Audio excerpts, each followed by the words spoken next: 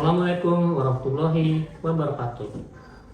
Perkenalkan, nama saya Kuku Harsanto, dosen Fakultas Teknologi Informasi Program Studi Sistem Informasi Universitas Budi Luhur. Pada kesempatan kali ini, saya ingin menyampaikan penjelasan mengenai salah satu mata kuliah yang saya ampu, yaitu mata kuliah Augmented Reality. Mata kuliah ini diberikan untuk mahasiswa semester 7, memiliki bobot 3 SKS dan diselenggarakan dalam 16 kali pertemuan. Rinciannya adalah 4 kali pertemuan materi serta 2 kali untuk ujian tengah semester dan ujian akhir semester. Augmented Reality merupakan mata kuliah yang bertujuan berfokus pada kemampuan memperkaya cara kita berinteraksi dengan informasi dengan membawa objek digital seperti gambar, teks, dan model 3D ke dalam dunia nyata secara real time.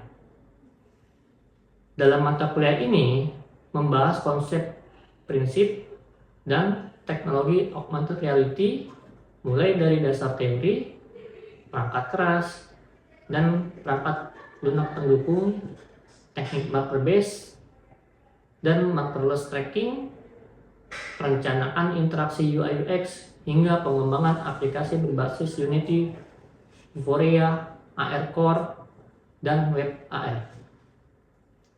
Mahasiswa dibekali kemampuan praktik melalui proyek pengembangan aplikasi AR secara bertahap sepanjang semester, serta kemampuan menganalisis penerapan AR pada berbagai bidang. Di akhir pembelajaran, mahasiswa diharapkan mencapai capaian pembelajaran mata kuliah atau CPMK diantaranya: 1. Memiliki kompetensi yang baik dalam bidang komputasi untuk menyelesaikan permasalahan organisasi. 2. Memahami konsep dasar algoritma sebagai langkah terstruktur untuk menyelesaikan suatu masalah secara sistematis. 3. Menguasai pengetahuan teoritis di bidang ilmu komputer. 4. Menganalisis, merancang, dan mengimplementasi pemrograman berbasis kecerdasan buatan untuk pemrograman augmented reality. 5. Mampu menganalisis, merancang, dan mengimplementasi pemrograman berbasis kecerdasan buatan untuk pemrograman permainan atau game. Capaian ini juga berkontribusi pada pencapaian CPL program studi. Di antaranya, CPL 1 memiliki kompetensi yang baik dalam bidang komputasi dan mampu mengaplikasikan berbagai algoritma untuk menyelesaikan permasalahan organisasi.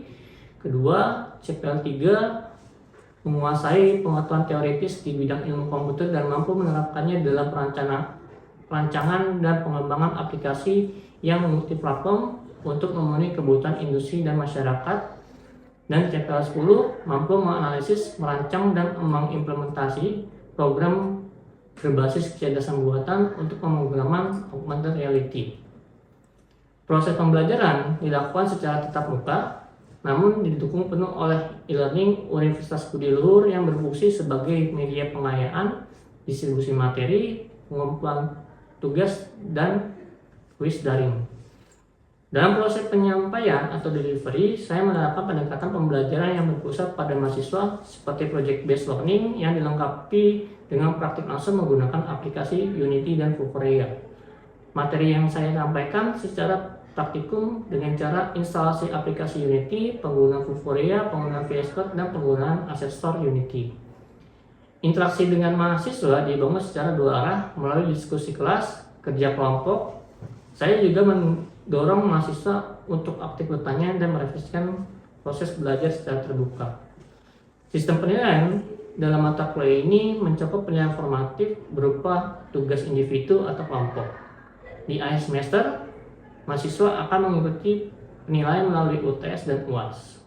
Semua penilaian mengacu pada indikator capaian pembelajaran yang telah tertuang dalam RPS. Dengan sistem pembelajaran ini, saya berupaya menjaga disiplin pelaksanaan perkuliahan, menciptakan suasana belajar yang aktif dan menyenangkan, serta memberikan keteladanan dalam hal sikap, integritas, dan penggunaan teknologi yang relevan. Selanjutnya, mari kita simak salah satu proses pembelajaran saya yaitu pada pertemuan keempat, Unity 3D sebagai game engine, SDK, AR Vuforia, AR Core, AR Kit, AR Foundation, MRTK, dan instalasi konfigurasi environment pengembangan. Wassalamualaikum warahmatullahi wabarakatuh. Baik, assalamualaikum warahmatullahi wabarakatuh. Selamat pagi teman-teman semuanya. Selamat berluhur. Baik, untuk perkuliahan hari ini kita akan membahas yang namanya Unity 3D dan SDK AR. Nah, sebelum kita masuk ke materi, Bapak ingin mereview dulu materi-materi yang sebelumnya kita sudah pelajari. Yang pertama itu adalah konsep dasar dari AR itu sendiri. Kedua itu adalah klasifikasi dari AR itu sendiri. Dan terakhir kemarin itu adalah hardware untuk pembuatan AR. Nah, sekarang kita akan bahas yang namanya dari sisi softwarenya. Ya. Nah, sebelumnya mungkin ada yang pernah tahu apa itu yang namanya AR? Bapak mau review dulu. Ya. Jadi yang namanya AR itu adalah gabungan antara objek video, ya, terus yang namanya audio, berupa gambar, berupa 3D model, digabungkan menjadi AR di dalam dunia nyata maupun dunia virtual. Ya, mungkin selama ini kalian sudah pernah bermain game, tapi game itu hanya berupa di dunia game saja, tidak di dunia nyata atau di dunia film. Ya, nah, jadi di sini kita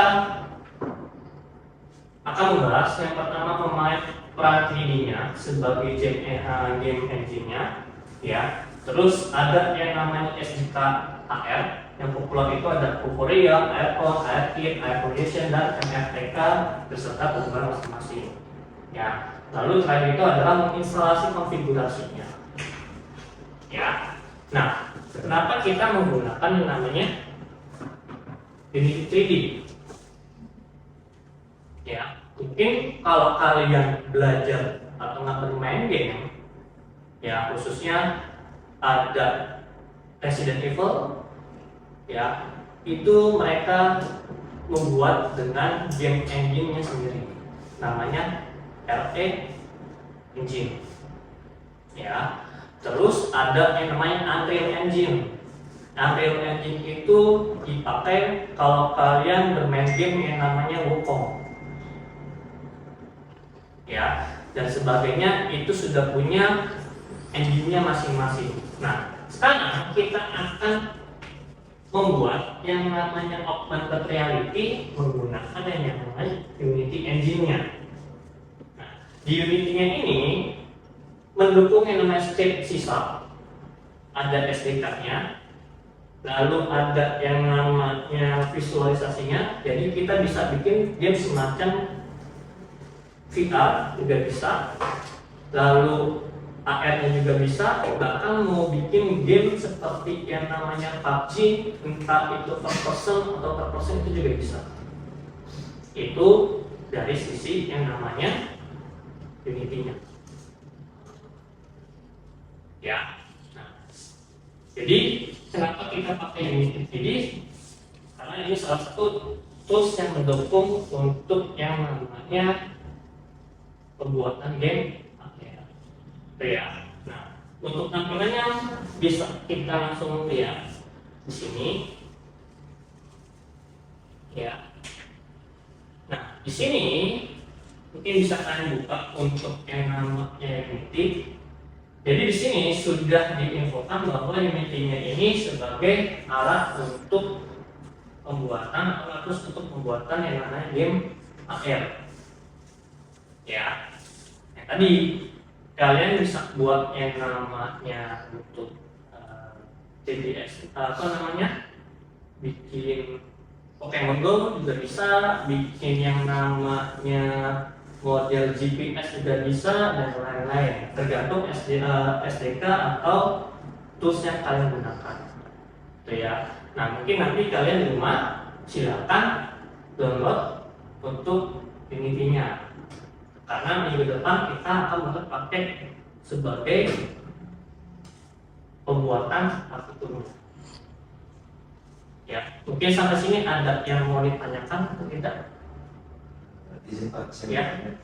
Dari materi yang tadi Bapak jelaskan kan itu mendukung untuk build pada Android dan iOS di handphone ya Pak? Iya. Nah, itu kira-kira ada nggak sih Pak brand handphone yang support untuk software Unity ini Pak? Oke, baik. Untuk Unity ini mendukung Android, lalu Apple, ya, Linux juga bisa. Nah, untuk handphonenya bisa kalian gunakan yang tipenya sudah Android, yang pastinya Android 8 ke atas, dan merek-merek tertentu bisa kalian gunakan. Kalau seperti handphone merek Cina itu kurang, ya, karena Bapak sudah coba untuk beberapa handphone mereknya itu tidak bisa. Nah, lalu untuk iPhone, ya, itu bisa kalian gunakan, tidak harus menggunakan MacBook, bisa menggunakan yang namanya Windows, ya. Tapi kalau mau enak, kalian pakai iPhone bisa menggunakan pakai MacBook. Tapi kalau pakai MacBook, pada saat kalian membuat aplikasinya, itu kalian harus download satu lagi aplikasi. Jadi pembuatan si aplikasi menggunakan iPhone itu lebih ribet ketimbang menggunakan Android. Kalau Android itu tinggal aplikasinya sudah terbuat di Windows, di PC kalian atau di laptop kalian, lalu tinggal kalian hubungkan antara laptop kalian dengan handphone, itu bisa koneksi. Jadi seperti itu. Jadi untuk Unity-nya ini bisa mendukung untuk Android atau Apple. Jadi seperti itu ya. Oke, ini untuk game engine-nya untuk pembuatan aplikasinya menggunakan yang namanya Unity. Ya. Nah, lanjut Bapak ke Vuforia-nya. Vuforia di sini gunanya untuk apa? Gunanya itu kita akan membuat yang namanya marker. Ya, marker itu bisa berupa gambar, bisa berupa foto kalian, selama kita memasukkan datanya atau foto gambarnya itu di dalam Unity Vuforia Engine ini. Kalau mau tanpa marker bisa nggak Pak? Bisa. Itu menggunakan ARKit atau ARPort. Ya, nanti bahas satu-satu. Nah, di sini yang kita butuhkan itu adalah untuk pembuatan markernya yang pasti kalian harus download dulu untuk si Unity-nya ini. Ini kita download, kemudian kita import ke dalam Unity-nya. Nanti otomatis modulnya itu akan bertambah di dalam Unity-nya. Contoh, ini Bapak buka untuk Unity-nya. Nah, kebetulan di sini ngeceknya itu ada di sini bagian middle, kemudian di sini akan muncul plus-plusnya. Nah, setelah kalian download Vuforia-nya lalu kalian import, nanti untuk Vuforia-nya akan muncul di sekitar sini. Nah, kebetulan di sini belum ada untuk Vuforia-nya karena Bapak belum import. Ya. Nah, terus untuk markernya, ya, ini kita butuh yang namanya license-nya. Ya, license-nya itu kita buat dulu mau namanya apa. Kebetulan di sini Bapak sudah membuat beberapa license. Kita buka contoh satu. Ini misalnya ini. Nah, ini nanti untuk license-nya kita copy paste ke Unity-nya. Karena kalau tidak ada license ini, maka marker yang kita sudah buat tidak akan terbaca di kamera handphone kita. Jadi kita butuh yang namanya license ini. Itu ya. Ini untuk license-nya. Nah, kemudian untuk gambarnya kita butuh yang namanya target manager. Ya. Nah, target manager di sini ini kebetulan juga sudah kita buat, sudah Bapak buat. Nah, ini kalau Bapak klik nanti sudah ada untuk gambar-gambar. Ya, ini untuk Vuforia. Ini udah Bapak tambahkan gambarnya, kemudian nanti kita download database-nya. Sehingga pada datanya itu atau ngegambarnya itu kita input juga ke dalam Unity. Ya, untuk Vuforia ada yang mau ditanyakan? Saya ingin bertanya Pak, Ya. kira-kira bagaimana ya kriteria gambar yang bagus agar terdeteksi on kamera itu secara optimal? Oke, baik, untuk gambarnya bisa kita lihat di sini. Jadi ini Bapak buka satu. Nah, di sini kalau kalian lihat ada bintangnya. Ya, ada 1, 2, 3, 4, 5. Nah, bintang yang paling baik itu adalah bintangnya 5. Ya, jadi kalau kalian nanti mencari gambar, silakan cari yang bintangnya itu 5. Supaya apa? Supaya nantinya kamera handphone kita itu bisa membaca si gambarnya ini. Nah, cara menilainya itu seperti apa? Jadi, cara menilainya itu di sini ada show pictures. Nah, nanti yang dinilai oleh si Vuforia ini adalah titik-titik yang ada di gambar ini. Nah, titik-titik ini itu adalah gabungan dari beberapa warna. Sehingga apa? Sehingga gambarnya itu mudah terbaca oleh kamera handphone kita. Ya, kalau gambarnya tidak ada bintangnya, seperti apa Pak? Kalau tidak ada bintangnya berarti gambarnya itu warnanya kurang. Intinya seperti itu. Terima kasih Pak. Ya. Nah, jadi untuk penggunaan Vuforia kurang lebih seperti ini. Ya. Nah, lanjut. Tadi Bapak sudah info ada yang namanya AR Kit dan AR Foundation. Ya, ini ada di yang namanya Package Manager. Ya. Nah, di sini kalau kita mau membutuhkan yang namanya markerless itu seperti kita main Pokemon Go, ya, atau enggak kita bermain game GPS, ya, yang baca pakai GPS banyak kan ya, itu namanya markerless. Nah, untuk markerlessnya ini tergantung kita menggunakan handphonenya itu apa, terus pembuatannya itu menggunakan apa. Kita sesuaikan dengan kebutuhan masing-masing. Kalau kalian menggunakan yang namanya Windows, menggunakan yang namanya handphone Android, silahkan pilihnya yang Google Airport-nya ini sama Air Foundation. Ini kedua, ya, itu wajib digunakan pada saat kalian menggunakan markerless. Ya, jadi kalau kalian main Pokemon Go, berjalan ke titik apa, nanti di situ ada titik poinnya, ngambil Pokemonnya, itu pakai dua ini, Google Core sama Air Foundation. Begitu juga kalau kalian menggunakan yang namanya Apple, itu harus mendukung yang namanya Apple-nya ini untuk AirKit-nya. Ya, bedanya apa? Sebenarnya tidak ada bedanya. Cuma penggunaan hardware-nya saja yang kita gunakan itu apa, baik segi Apple atau Google. Ya, mudahnya seperti itu untuk penggunaan atau pembuatan yang namanya AR. Itu ya. Nah, kalau dari segi hardware-nya sudah, software-nya sudah, sekarang Bapak mau bahas yang namanya dari segi pemrogramannya. Nah, pemrograman itu menggunakan bahasa yang namanya C#. Jadi, kalau di sini kita klik kanan, create. Nah, di sini ada yang namanya mono behavior script. Nah, pada saat kita buat ini, nanti dia itu akan terkoneksi dengan yang namanya VS Code. Nah, VS Code ini kita harus hubungkan dengan Unity-nya juga.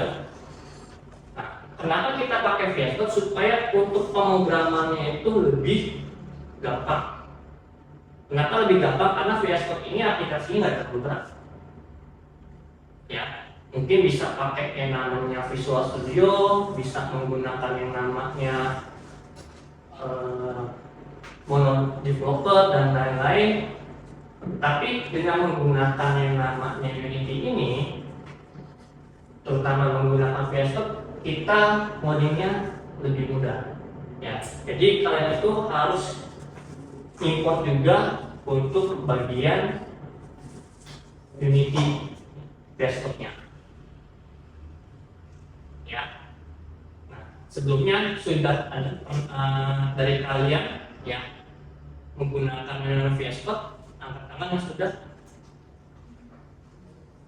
Oke, jadi sebenarnya kalau pemakaian VS Code itu nggak terlalu rumit ya. Yang penting untuk extensionnya itu bisa kalian tambahkan di bagian Unity-nya, VS Code-nya.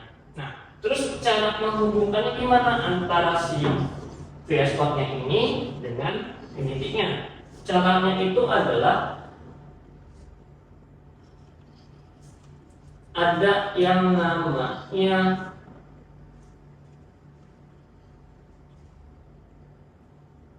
bagian setting. Ya, di bagian settingnya Unity sini.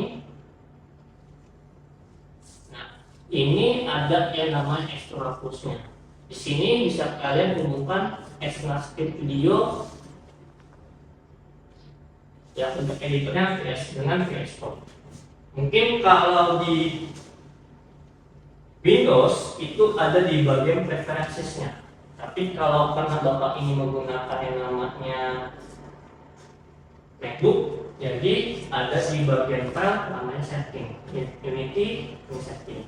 Tapi kalau di bagian Windows ini tuh ada di bagian edit. Ya, mungkin tampilannya itu berbeda dengan punya kalian. Tapi untuk toolsnya, untuk cara penggunaannya itu sama semua. Kurang lebih seperti itu untuk software-software yang kita gunakan untuk pembuatan yang namanya AR. Ya. Sampai sini ada yang mau ditanyakan terlebih dahulu? Jelas semuanya?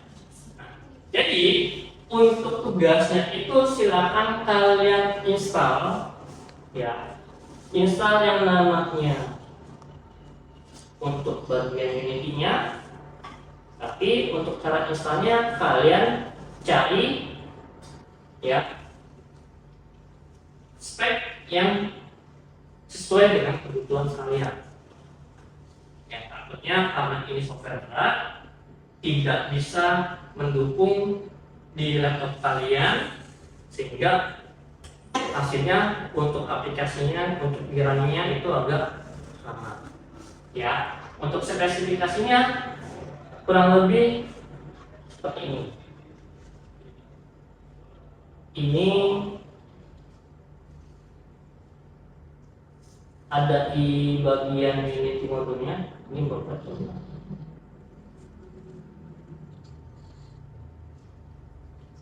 Ya, untuk spesifikasinya minimal itu ada Core i5.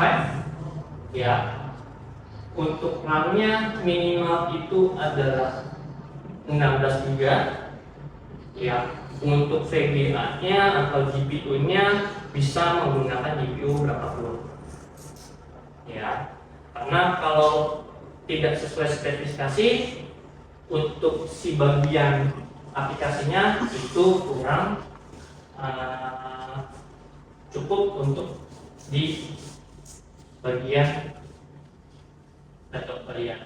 Ya, nah yang kedua, kalau sudah diinstal, di-download, bisa kalian buat juga akun untuk tutorialnya di sini. Ya, di sini kalian harus login dulu. Boleh menggunakan akun pribadi atau akun kampus, silakan. Ini kita buat dulu satu. Tadi kita buat license. Ya, kalau sudah target manager untuk markernya. Nanti untuk markernya atau gambarnya bisa kalian buat menggunakan barcode ya, atau menggunakan gambar, bahkan foto kalian juga bisa, selama untuk pewarnaannya pencahayaannya kembali ya. Nah, kemudian ada yang namanya dari segi yang namanya aset. Nah, aset di sini ini bisa kalian gunakan untuk 3D modelnya. Ya, bisa kalian gunakan untuk 3D modelnya. Dimana 3D modelnya ini sebenarnya bisa kalian buat sendiri kalau kalian sedang yang namanya desain. Bisa pakai Blender itu di mata kuliah komputer grafik, atau menggunakan yang namanya 3D Max. Ya, sesuai dengan kalian bisanya menggunakan apa, silakan bikin model 3D-nya sendiri. Atau kalau kalian tidak mau buat sendiri, kalian bisa menggunakan aset-aset yang sudah ada seperti ini. Ya, karena untuk air itu biasanya pakai yang namanya 3D. Makanya kita 3D. Nah, di sini sudah ada beberapa karakter, beberapa aset yang bisa kalian gunakan. Cuman di sini karena kita menggunakan dari aset ini ada yang berbayar dan juga ada yang gratis. Itu. Kalau kalian membuat yang namanya first person atau mau third person, itu bisa menggunakan 3D yang ada di sini. Atau kalau kita mau buat AR modelnya first person, itu ada, tinggal kalian ketik aja first person. Ya, nah nanti di sini dimunculkan yang namanya startup asset. Ya, startup asset untuk first person. Ya, kurang lebih ini. Nah ini. Kalau mau third person berarti karakternya itu ya untuk gambarnya itu kelihatan, tapi kalau first person itu ada dari kita sendiri ya, karena AR ini nggak jauh-jauh dari kita membuat yang namanya game ya. Game AR di luar sana sudah banyak ya, salah satunya Pokemon Go. Terus kalau kalian juga sering nonton bola, cowok-cowok ini ya kan, nonton La Liga, itu biasanya untuk para pemainnya itu di atas lapangan langsung muncul para pemainnya. Atau kalau kalian suka yang namanya nonton F1 atau MotoGP, pada saat di posisi tertentu langsung banyak penontonnya, tribun, terutama pada saat COVID kemarin ya. Atau enggak daftar pembalapnya, daftar podiumnya, siapa saja pemenangnya, itu semua menggunakan yang namanya AR. Bahkan di dunia kedokteran ya, kalau luar negeri itu menggunakan yang namanya AR.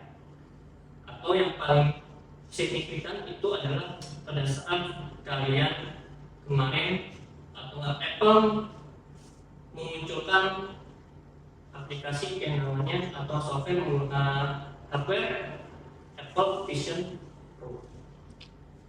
Ya, kalau Google ada Google Glass. Itu ya. Nah, mungkin sampai sini untuk hari ini ya. Cukup sekian tugasnya. Jangan lupa minggu depan kita sudah mulai pakai. Yang kalian harus persiapkan adalah Unity-nya, yang kedua adalah Furia-nya, ya, yang ketiga adalah dari first person-nya atau enggak bagian asetnya. Ya. Mungkin hari ini cukup sekian, Bapak Ahli. Assalamualaikum warahmatullahi wabarakatuh.